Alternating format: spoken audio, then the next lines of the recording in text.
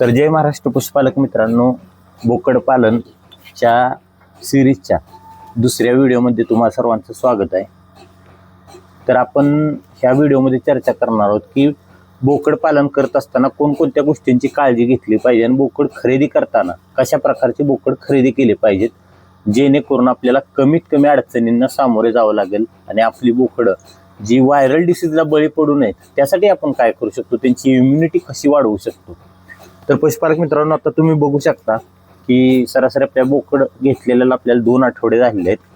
सर्वसाधारण आतापर्यंत आपल्या बोकडांमध्ये व्हायरल म्हणाल तर जुलाबाचं एक प्रमाण थोडंसं आलेलं सुरुवातीला, त्याचबरोबर त्यांना शेंबा सर्दी आहे आणि ते ठसकतात.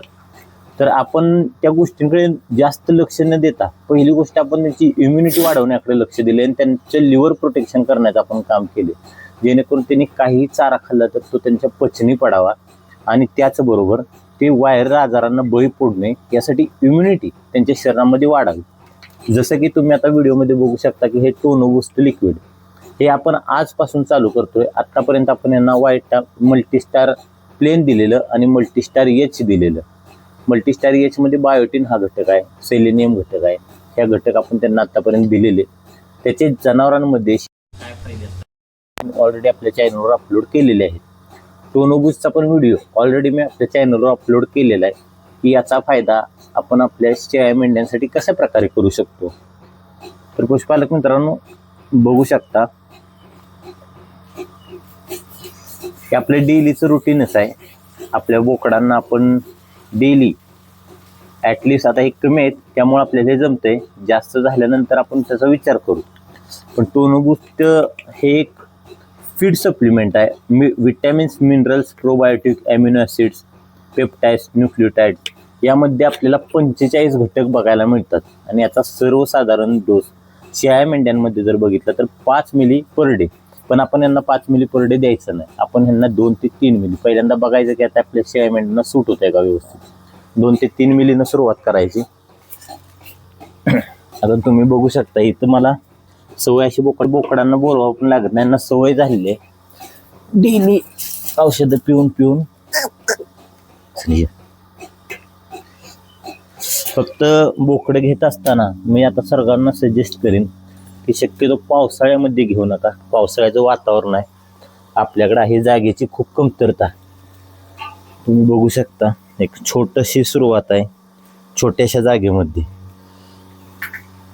आणि बऱ्याच पशुपालकांना वाटतंय की आता हे कसं तुम्ही ओळखता, ह्याला डबल गेलं तर. शक्यतो हे औषध डबल गेलं तरी काय अडचण येत नाही, पण आपण पाजत असतानाच एक खुणा केलात म्हणजे शिंगाची बोकडं वेगळी, एखादा डाग असलेला बोकड वेगळा, त्याच्यानंतर भुंडा बोकड वेगळा, अशा प्रकारे देण्यामुळे आपल्याला लक्षात येते कुठल्या कुठल्या बोकडांना गेले आणि कुठल्यांना गेलं नाही ते.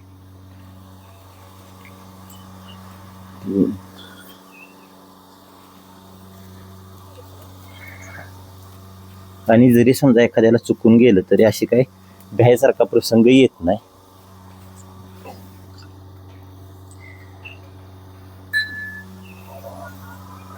एक, दोन, 4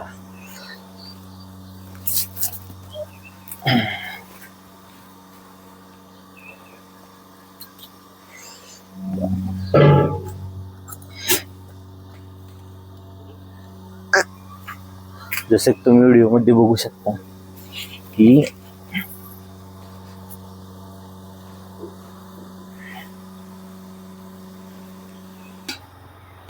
आता आपल्या सर्व बोकडांना औषध पाजून झालेलं आहे. पहिली तर गोष्ट, पावसाळ्यामध्ये बोकड खरेदी करत असताना त्यांना मुबलक चारा हवा.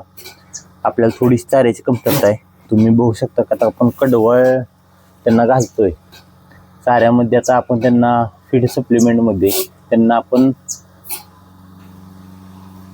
जी लहान पाड्यांची पेंड असते ती त्यांना चालू केलेली आहे. ती पण थोडं पैशा अभावी आता लेट आणलेली आहे आपण. त्याचबरोबर त्यांना आणल्यापासून आपण नेमकं काय काय केलं तर आपण पहिल्या दिवशी बोकड घेऊन आलो, त्यांना 1-2 दिवस लिव्हर टॉनिक दिलं थोडंसं.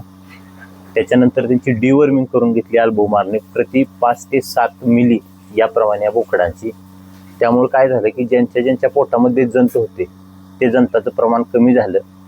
त्याचबरोबर आपण त्यांना त्याच्यानंतर मल्टीस्टार हे लिव्हर टॉनिकच आहे, थोडक्यात समजा फक्त थोडं स्टँडर्ड लेवलचं आहे. ते लिव्हर टॉनिक आपण त्यांना चालू केलं आणि मल्टीस्टार दिल्यानंतर मल्टीस्टार यश दिलं, ज्यामध्ये काही घटक आहेत जे आपल्या जनावर म्हणजे ह्यांची वाढ होण्यासाठी महत्त्वाचे आहेत. आणि मला त्याचा असा फायदा दिसतोय की आपल्या शेळ्यांमध्ये कमी व्हायरल आजार, शक्यतो 1 ते 2च बोकड हे जुलाब करताना आपल्याला दिसले. आता जसं की तुम्ही बघू शकता की आपण बोकड घेताना शक्यतो पूर्णपणे असे पूर्ण आखीव असावेत, म्हणजे वाढ असावी. जास्त पण प्रमाणात आहे ना एकदम आजारी मरतूक असे बोकड न घेता आपण एकदम सुडोल असे भले खराब असू द्या, कारण की आपला व्यवसायच आहे की त्यांना चांगलं तयार करणं. त्यामुळे आपल्याला खराबच बोकड हवेत, पण सुडोल आणि मजबूत असावेत, चपळ असावेत. घेताना असा बोकड जर घेतला नाही की जो एक किरकोळ आजार जरी आला तर असा बळी पडेल, किंवा ऑलरेडीच बाजारामध्ये एखाद्या बोकडाला सर्दी आहे तर अशा बोकडांपासून आपण दुरावा केला. ज्या बोकडांमध्ये आपल्याला कुठले निरोगी जे बोकड दिसले ते बोकड आपण आपल्या गोठ्यामध्ये आणलेले आहेत. जसं की तुम्ही व्हिडिओमध्ये बघू शकता की त्यांना आपण काप स्टार्टर चालू केलेलं आहे. आपले जे शेळ्या मेंढ्यांमध्ये आपल्या जे कालवडांमध्ये खाद्य असतं ते खाद्य आपण त्यांना चालू केलेलं आहे. आपण त्यांना एक टाइम, का तर यामध्ये आपल्याला प्रोटीनचं प्रमाण भरपूर प्रमाणात मिळतं. त्यांना एक टाइम आपण गहू ठेवतो. गव्हामध्ये आपल्याला स्निग्ध पदार्थाचं प्रमाण भरपूर मिळतं, ज्यानं त्यांच्या ओव्हरऑल त्वचेला ग्लो येतो. पण प्रोटीननं त्यांची जी बॉडी फॅट आहे ती मेंटेन ठेवण्यामध्ये मदत होते. नाहीतर शरीरातलं प्रोटीन त्यांना जर कमी पडलं तर आपल्याला ह्यांची वाढ झालेली आपल्याला कमी दिसणार आहे. वरून आपण त्यांना मिनरलचं सप्लिमेंट देतोय, जेणेकरून ओव्हरऑल ग्रोथ म्हणजे कोणताच घटक त्यांच्या शरीरामध्ये कमी पडू नये याची आपण दक्षता घेतोय.